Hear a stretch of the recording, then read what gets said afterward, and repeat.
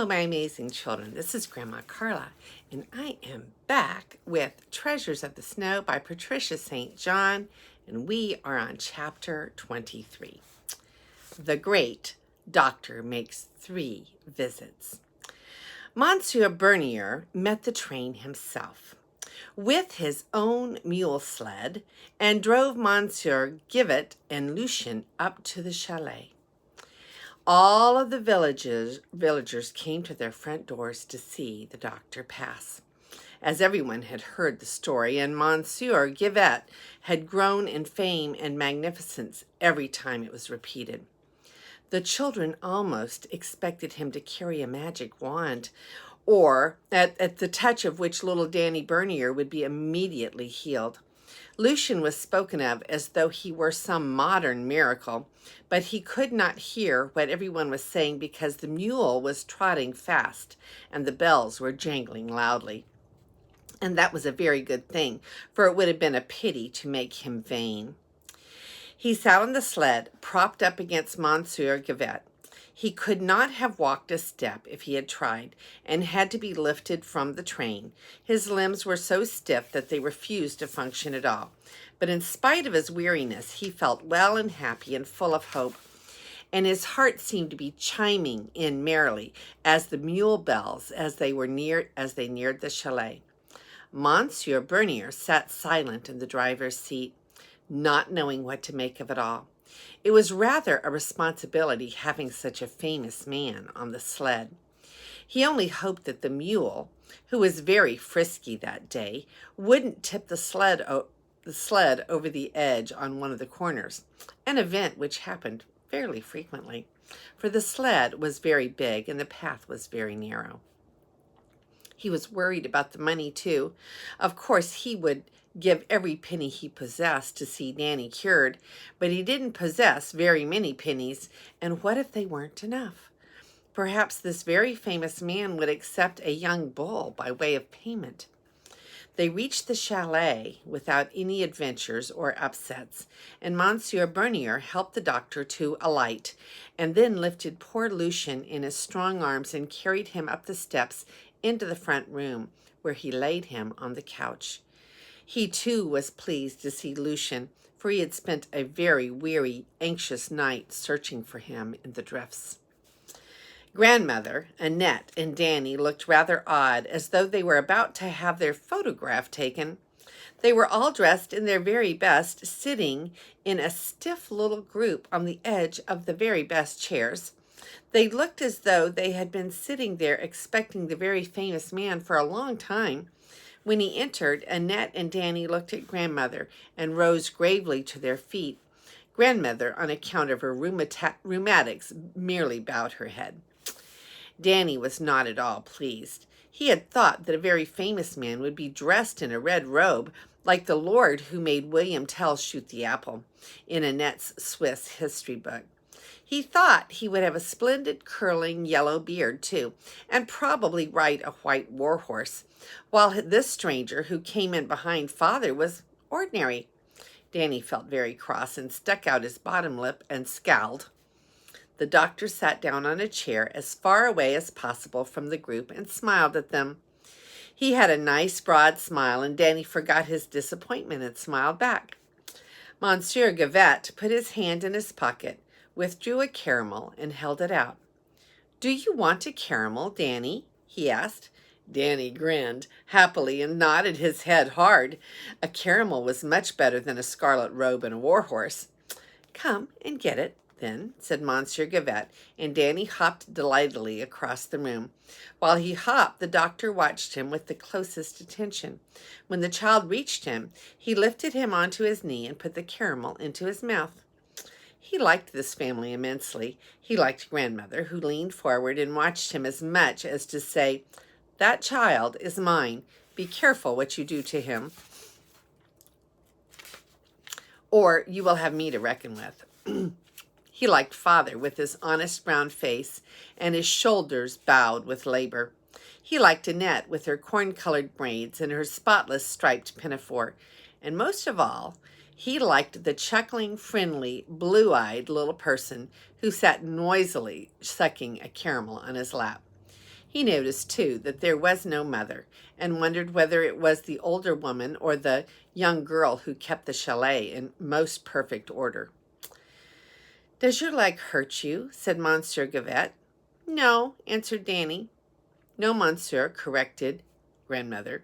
"Monsieur," added Danny, who was always obliging, "only sometimes when I walk without my crutches have got bears' heads on them. Would you like to see them?" "Very much indeed," said Monsieur Gavette, and as Danny hopped over to fetch them, he again watched him with the closest attention. "I can do great big hops on my crutches," announced Danny, who was not modest. "Would you like to see me do a great hop?" "Yes, please, I should," answered the Danny. "Be careful of the chairs, Danny," chimed in grandmother, who had forbidden Danny to do great hops in the house. And Annette hastily cleared away 2 kittens, for there was no knowing where Danny might land. The hop was a huge success, and the doctor clapped his hands. "Well done," he cried. "That was exactly like a kangaroo I once saw at the zoo. Now put down your crutches and walk to me without them." Danny limped toward him, smiling but dragging his lame leg rather pitifully. Monsieur Gavette smiled back, lifted the little boy very gently onto his knee again, and gave him another caramel.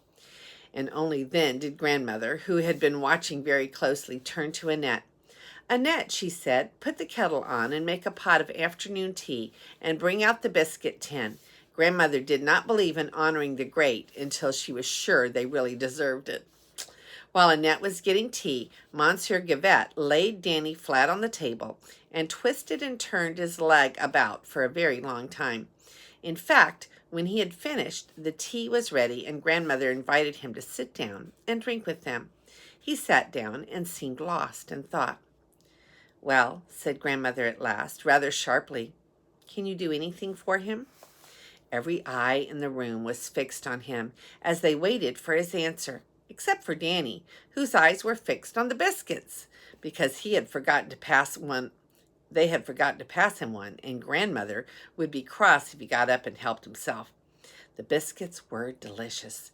They were thin and crisp and golden, and grandmother made them once a month in a special grill. Monsieur Gavette did not answer at once. He turned to Danny instead.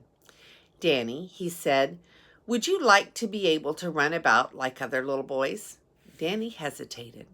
He was not quite sure. He was the only boy in the village who possessed bear crutches, and it made him a very special and distinguished person. Then he remembered that spring was coming, and unless he could run about, he would not be able to chase the baby goats in the meadows as he had done last year. And chasing baby goats was such fun that perhaps it was worth while being ordinary. So he said, "Yes, thank you, I would. And please, grandmother, may I have a biscuit?" But no one answered. Lucien and Annette were sitting with their cups poised in midair, and both were rather pale. Everyone was still staring at Monsieur Gavette.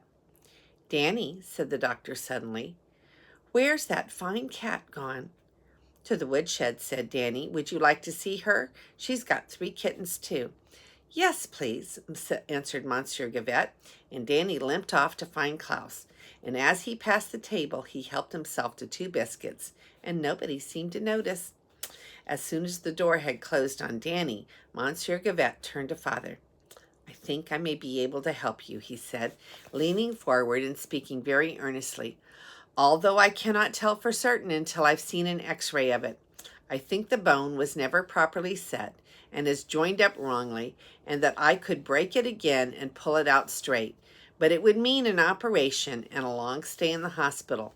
Are you willing to let him come?" Father rubbed his hands together miserably and looked helpless, first at grandmother and then at Annette. Operations had never come Father's way, and the word sounded horrible. Besides, he had been told that operations were very expensive and he wouldn't be able to pay. "How much would it cost?" he asked at last, scratching his head.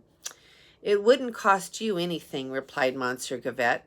"Lucien has paid for it himself. I can't explain now because your little boy will be back and we must decide before he comes. Will you let me take him?"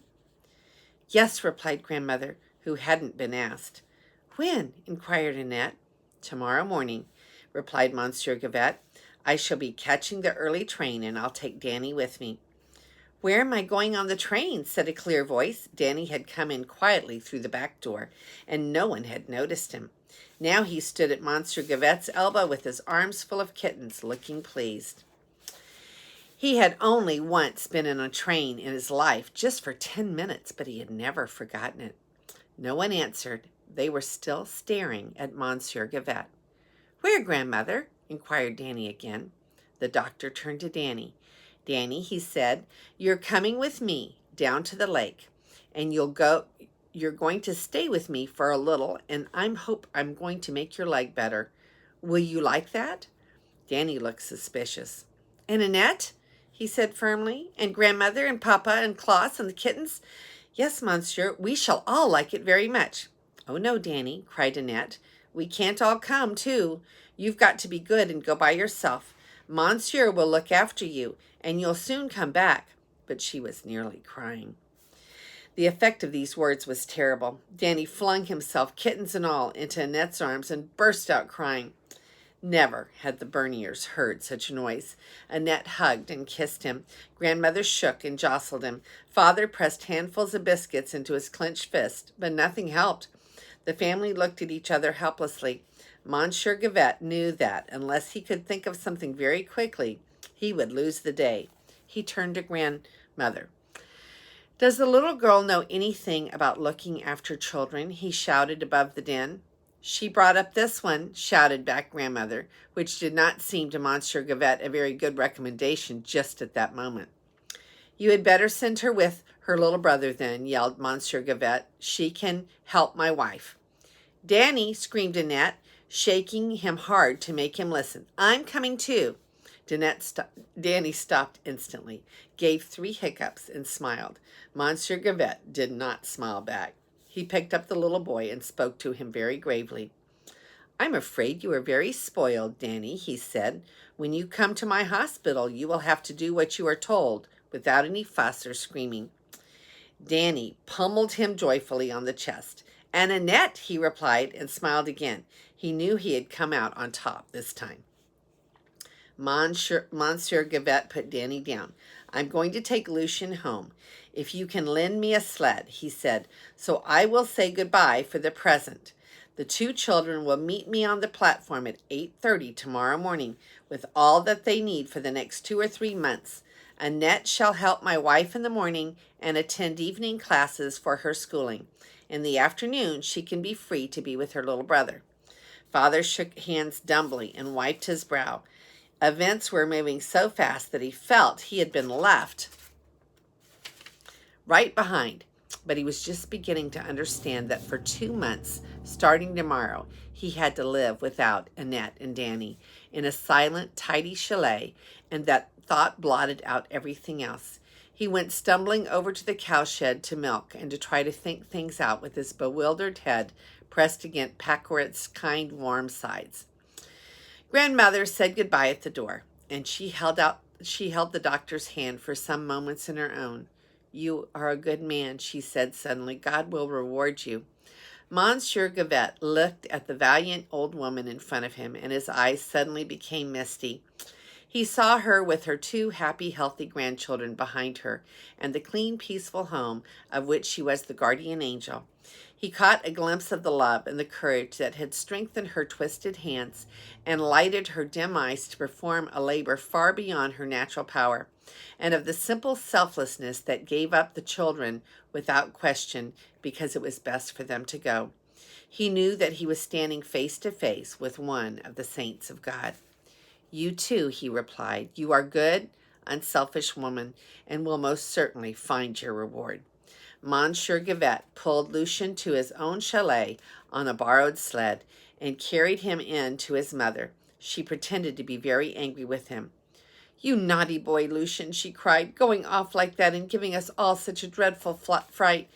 How could you do such a thing? You deserve a beating." But she took him almost roughly from Monsieur Gavette's arms, helped him up on the stairs, and put him to bed herself. Then she came back, sat down on the table, flung her apron over her face, and began to cry. "You have a very brave son, madame," said Monsieur Gavette. "He's a very naughty boy," snapped Madame, and because she was so terribly proud of him and so glad to see him safe, she began to cry worse than before. She and Marie had been baking a big batch of Lucian's favorite cakes all the morning, and the house was full of the good smell. They invited Monsieur Gavette to sit down and eat with them, but he refused because he still had something important to do and time was getting on. "I believe," he began rather abruptly, "that Lucian knows some old man around here. Can you tell me where he lives?" "An old man?" repeated Marie. "Oh, yes, that would be the old man up the mountain who teaches Lucian wood carving. They spend hours together, although what Lucian sees in him, goodness knows. Most people say he's crazy." "Can you tell me the way to his house?" asked Monsieur Gavette. "Why, yes," replied Marie, surprised. "It's straight up through the forest. But I shouldn't go up there if I were you, sir. The path will be bad after all this snow." "I have business with him," replied Monsieur Gavette briefly. "Perhaps you will point out the path to me from the door. On the way down, I will come and say goodbye to Lucian." Monsieur Gavette thought he had never seen the forest more beautiful as he toiled up the track that late afternoon. The trees were bowed down and the cones frosted and starred. What must it be like, thought Monsieur Gavette, to be this old man and live alone among all this silence and peace, sharing the secrets of the forest and watching the coming and going of the unhurried seasons. He began to look forward to meeting him and found his heart was beating faster than usual. As he left the forest, he could see the hut standing halfway up the meadow, with the snow piled high against its walls. The old man had dug a little path as far as the trees, almost as though he were expecting a visitor, thought Monsieur Gavette, picking his way along it. He knocked softly on the door and entered without waiting for a reply. The old man sat hunched up over his stove, whittling wood and drawing at his pipe. The goat and the cat sat each on one chair and the other for company, and Monsieur Gavette took the chair the other side of the stove. "Well," said the old man, still not looking up, "did you get there safely, Lucian?" "It's not Lucian," said Monsieur Gavette softly, and the old man jumped and looked.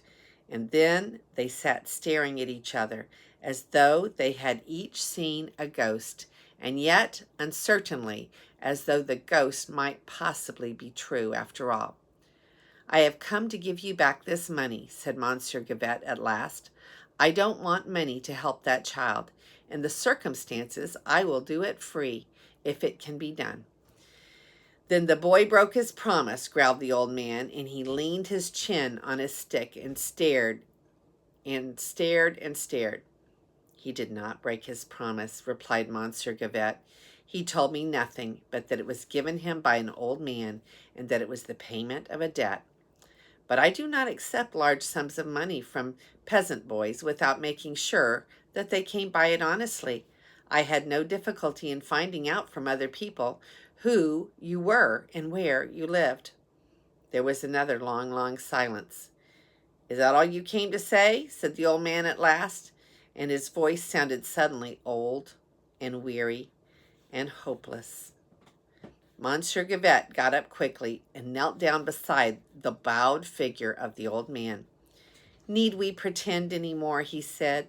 "Surely we are both sure of each other. I've come to take you home, Father, and to tell you how much we've missed you and wanted you." That was really a cool story. And so the old man is the father of the good doctor. So next time we will read chapter 24, Net, Danny, and Just Him Leave Home. This is Grandma Carla, and I love you.